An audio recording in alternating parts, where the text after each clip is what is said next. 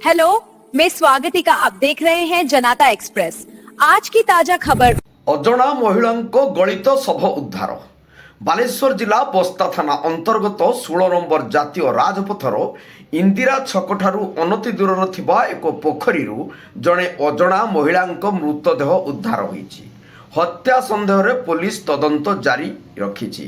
ସୂଚନା ଥାଉକି ଆଜି ସକାଳ ସମୟରେ ପୋଖରୀ ମାଲିକ ପଞ୍ଚାନନ ଦାସ ଏବଂ ତାଙ୍କ ପରିବାର ପୋଖରୀଟିକୁ ଲିଜ୍ ଆକାରର ଜୈନିକ ବ୍ୟକ୍ତିକୁ ଦେଇଥିଲେ। ତେବେ ଉକ୍ତ ବ୍ୟକ୍ତି ମାଛ ଧରିବା ଉଦ୍ଦେଶ୍ୟରେ ପାଣି ନିଷ୍କାସନ କରି ମାଛ ଧରିବାକୁ ପୋଖରୀ ପାଖକୁ ଆସିଥିଲେ।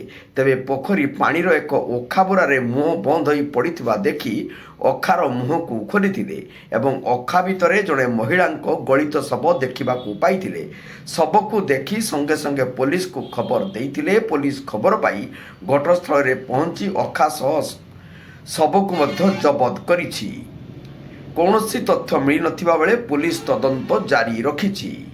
बस्तारू शिरीष मोहंतीଙ୍କ रिपोर्ट जनता एक्सप्रेस।